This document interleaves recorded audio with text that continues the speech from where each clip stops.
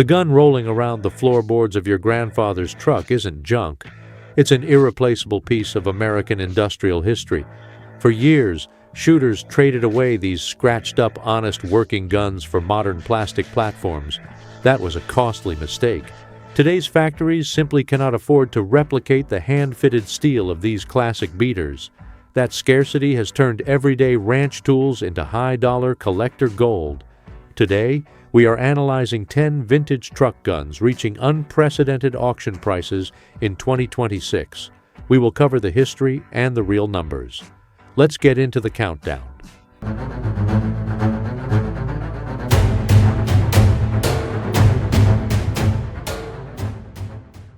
Number 10. The Marlin Model 336 Lever Action Rifle.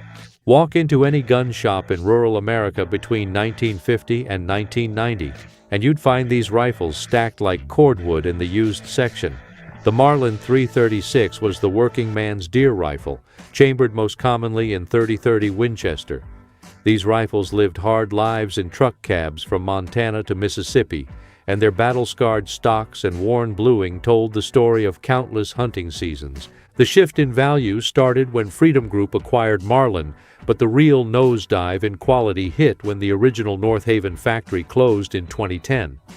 Suddenly, those pre-2010 models, stamped with the legendary JM proof mark on the barrel, became the last generation of properly made Marlins.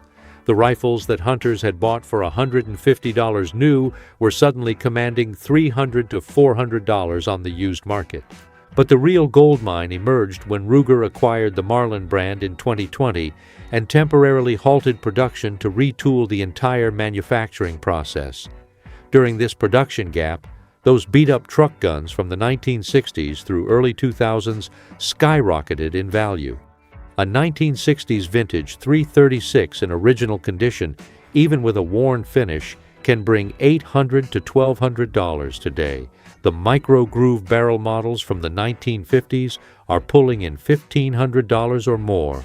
The irony isn't lost on collectors. These rifles were designed to be tools, not safe queens. The ones that show honest wear from decades of truck duty are often more valuable than pristine examples because they represent authentic American hunting tradition. The deep scratches on the buttstock, the worn spots on the receiver, and the smooth wooden forearm polished by countless hands have become selling points rather than flaws. Number 9. The Remington 870 Express Shotgun. For over 60 years, the Remington 870 has been the Honda Civic of shotguns, reliable to the point of being boring. While the polished Wingmaster was kept in the safe, the matte-finished 870 Express was the one rattling around behind the truck seat, usually missing half its finish and sporting a cracked stock held together with electrical tape. These were the guns that handled everything from putting down injured livestock to running off coyotes, and nobody thought twice about their investment potential. The collector surge for the 870 kicked off after Remington's 2020 bankruptcy and breakup. With new ownership struggling to maintain consistent production, a massive supply shortage emerged. But collectors aren't looking for just any 870. They want the pre-2007 Express models built in Ilion, New York, before quality control issues plagued the brand's later years. Even the most beat-up examples from this golden era function flawlessly after minimal maintenance. An early 90s 870 Express that originally sold for $200 can bring $500 to $700 today. If it's an older police Magnum trade-in, the heavy-duty workhorse actually used by law enforcement with Parkerized finishes and heavier sear springs, prices easily push past $800. The most surprising development has been the emergence of a restoration market for these truck guns. Collectors are paying top dollar for worn 870s, specifically to have them professionally restored or customized into tactical builds. Companies specializing in Remington action smoothing and Cerakote are booked months in advance, proving the bones of these old truck guns are worth their weight in gold. Number 8. The Winchester Model 94 Lever Action Carbine. The Winchester Model 94 holds the distinction of being America's most produced sporting rifle, with over 7 million manufactured. For most of that production run, these rifles were considered utilitarian tools rather than collectibles.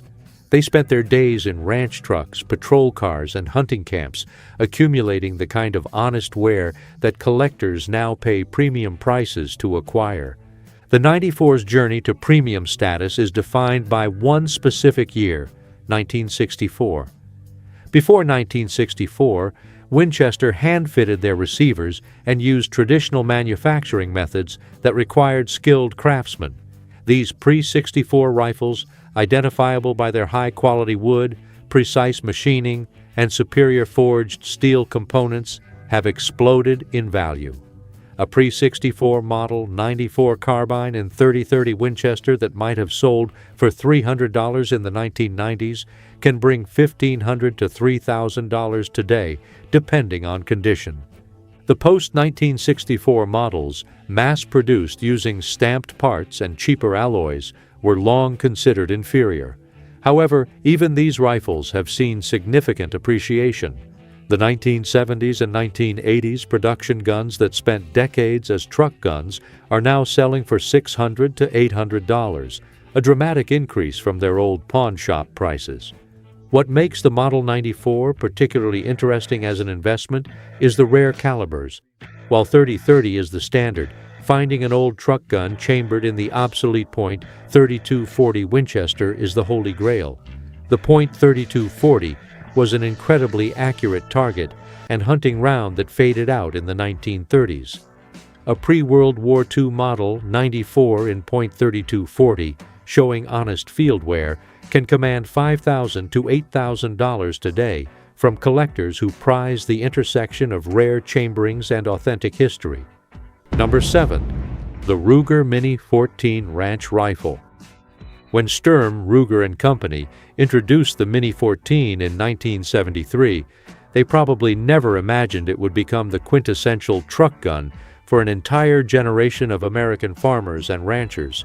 Chambered in .223 Remington, with a design based on the military M14, the Mini 14 offered semi-automatic firepower in a package that was legal, affordable, and utterly reliable under harsh conditions. For decades, these rifles were the working man's solution to predator control. They lived in truck cabs from dawn to dusk, enduring temperature extremes, dust, moisture, and the kind of casual neglect that would destroy lesser firearms. The ranch rifle variant, introduced in 1982 with integral scope mounts, became even more popular among working folks who needed a practical, accurate rifle for everyday use. The Mini 14's surge in value began with the federal assault weapons ban of 1994. Although the standard Mini 14 was never affected by the ban, the sudden restriction on similar-looking rifles created a surge of interest. Its traditional wooden stock and non-threatening appearance made it an attractive alternative, driving up demand.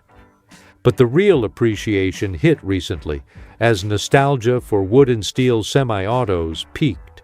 Used rifles that had been selling for $400 began commanding $800 to $1,000. The early production Mini 14s, featuring the original gas system design, are particularly valuable. A 1970s vintage Mini 14 with the wooden upper handguard can bring $1,200 to $1,500 today.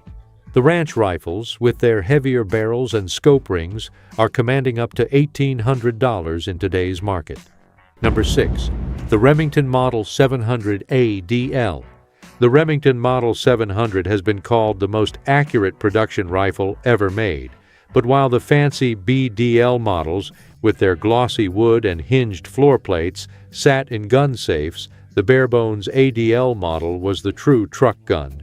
Featuring a blind magazine and a simple matte finish or synthetic stock, the ADL was purchased by practical hunters who wanted accuracy and reliability without the frills.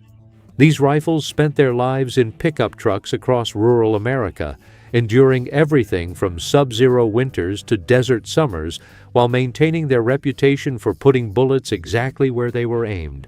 The Model 700's leap to goldmine status was driven entirely by the explosion of the precision rifle and custom-build market. As more Americans got into long-range shooting, custom gunsmiths needed a reliable footprint to build off.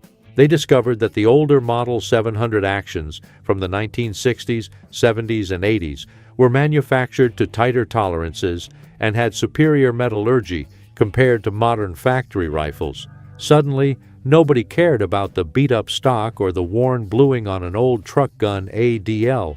They just wanted the action. A 1970s vintage Model 700 ADL in 30-06 that might have sold for $250 in the 1990s can bring $600 to $800 today, solely as a donor action for a $3,000 custom precision rifle build. If it's chambered in a rare Magnum caliber, that price climbs even higher. Number 5. The Mossberg 500 Pump-Action Shotgun. The Mossberg 500 series has been in continuous production since 1961, making it one of the longest-running shotgun designs in American history. For most of that run, these were considered the budget alternative to the Remington 870. They were the guns that filled the back windows of farm trucks, the simple tools that handled everything from bird hunting to predator control without a massive price tag. The 500's reputation was built on absolute reliability.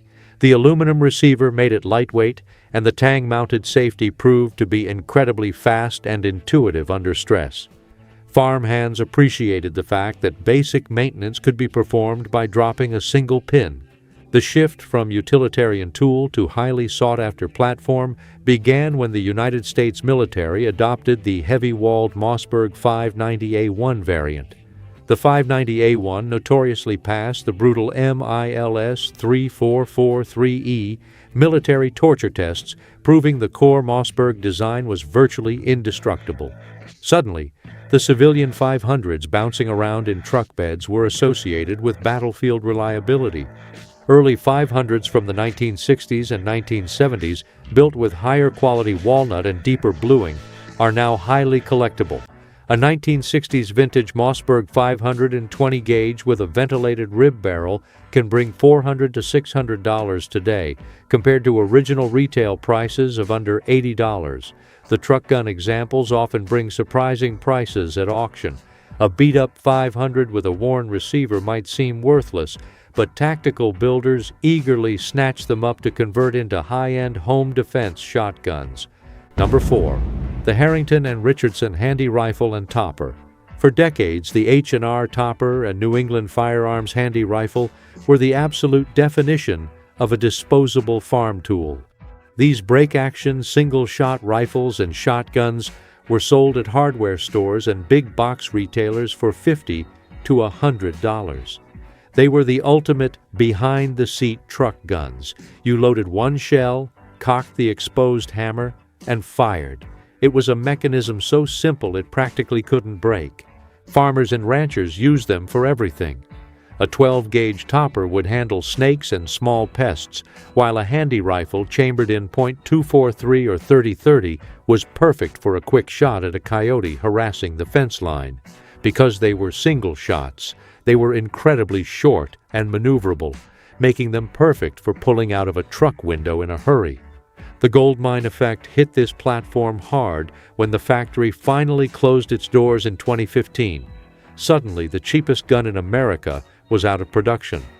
The thousands of H&R single shots that had been quietly rusting in barns and truck beds became a finite resource. Today, the cult following for these rifles is staggering.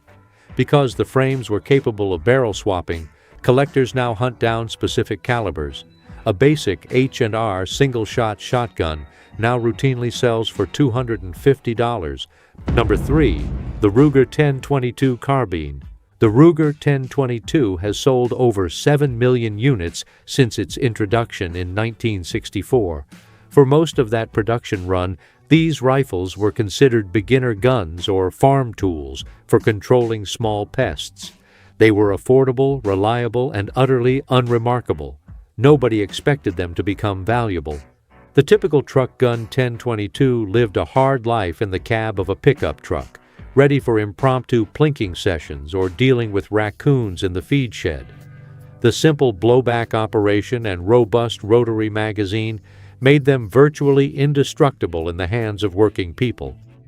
The 10/22's transformation began with the rise of the massive aftermarket customization culture, as shooters discovered that a basic 10/22 could be transformed into a precision target rifle with just a few drop-in parts. Older models became highly sought after for their superior factory receivers. Early production 10/22s from the 1960s and early 1970s have become the holy grail of rimfire collectors.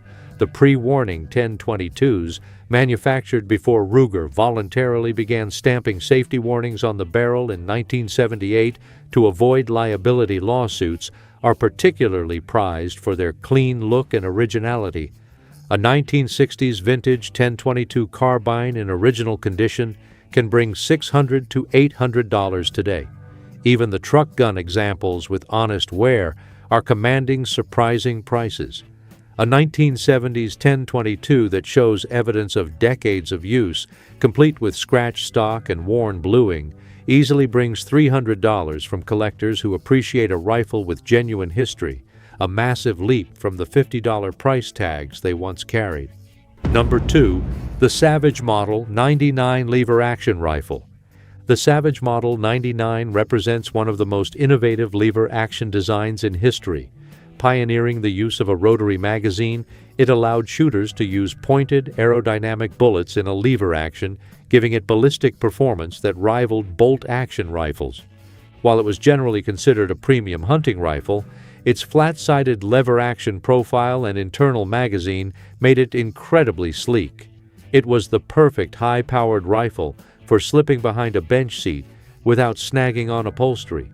For ranchers out west who needed to reach out across a canyon to drop a coyote or a mule deer, the Savage 99 in 300 Savage or .243 Winchester was the ultimate long-range truck gun. The Model 99 became a gold mine because modern manufacturing simply cannot replicate it affordably.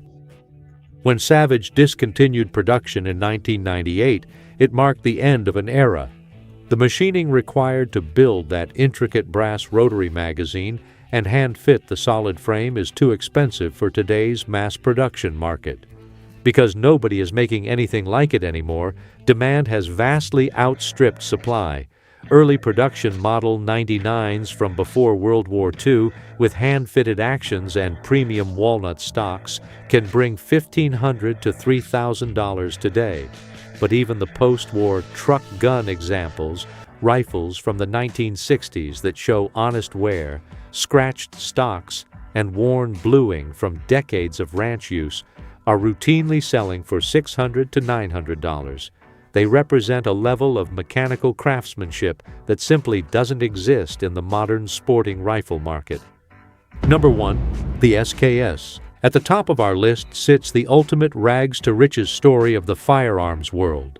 The SKS semi-automatic rifle is the undisputed king of the truck guns, and its climb in value is staggering.